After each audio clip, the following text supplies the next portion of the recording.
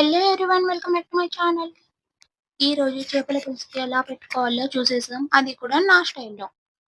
ముందుగా అయితే శుభ్రంగా కడిగిన చేపల్ని తీసుకొని 1 టీ స్పూన్ ఉప్పు, 1 టీ స్పూన్ పసుపు వేసి ముక్కలకి పట్టేలాగా బాగా మడతన చేసి పక్కన పెట్టేయండి. ఇలా ఒక్కసారి చేసి చూడండి, స్మెల్ అనేది లేకుండా చాలా టేస్టీగా ఉంటుంది చేపల పులుసు. ఇప్పుడైతే ఒక గిన్నె తీసుకొని పెద్ద నిమ్మకాయ సైజ్ అంత చింతపండు తీసుకొని కడుక్కొని ఒకసారి నానబెట్టి పక్కన పెట్టేయండి గిన్నెను. ఇప్పుడు ఒక మిక్సీ జార్ తీసుకొని ఒక చిన్న కప్పు మెయిన్ కొబ్బరి ముక్కలు వేసేసి ఇందులో 5 స్పూన్ల దాకా ధనియాలు, 6, 7 వెల్లుల్లి రెబ్బలు వేసి మెత్తగా ఫైన్‌గా పౌడర్ అయితే పట్టుకోండి. ఒకవేళ గ్రేవీ క్వాంటిటీ ఎక్కువ కావాలనుకుంటే ఇవి పెంచుకొని వేసుకొని మిక్సీ పట్టేసుకోండి ఒకటేసారి. గ్రేవీకి తగ్గట్టు పౌడర్ పట్టుకోవాల్సి ఉంటుంది.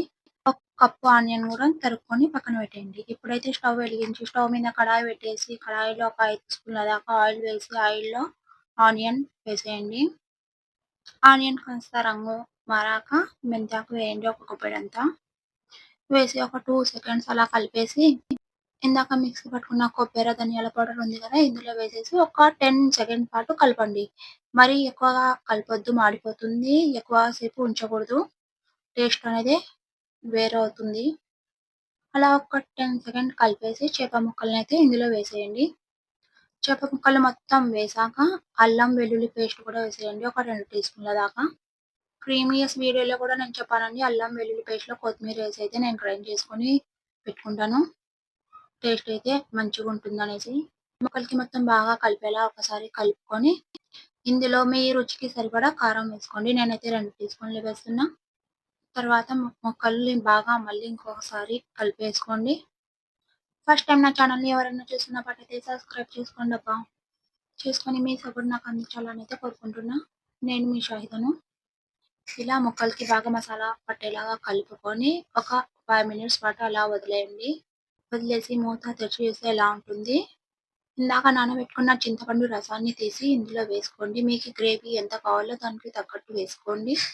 వేసుకున్న తర్వాత ముక్క విరగకుండా ఒక్కొక్కటిగా ఒకసారి టర్న్ చేయండి.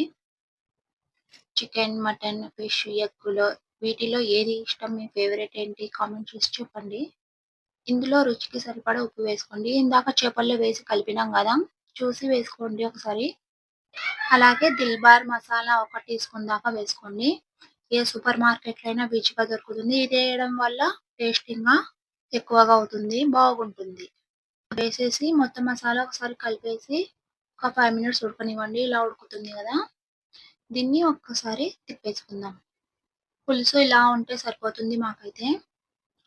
ఇలా చేసి చూడండి, స్మెల్ అనేది లేకుండా చాలా టేస్టీగా ఉంటుంది. ఒకసారి ట్రై చేసి ఎలా వచ్చిందో కామెంట్ చేసి చెప్పడం మర్చిపోవద్దు.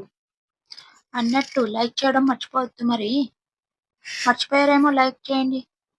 ఫైనల్‌గా కొత్తిమీర వేసుకొని దించేసుకోవడమే. ఫైనల్ లుక్ అయితే చూసేయండి. ఇలా ఉంది చేపల పులుసు అయితే. కాస్త చల్లారింది. గ్రేవీ అయితే కాస్త చిక్కబడింది. ఇందులోకి కాంబినేషన్‌గా నేనైతే జొన్న రొట్టెలు చేశానండి. చేపల పులుసు, జొన్న రొట్టె కాంబినేషన్ బావుంటుంది గదా. నెక్స్ట్ వీడియోలో అయితే కలుద్దామండి. నేను మీ షాహిదా.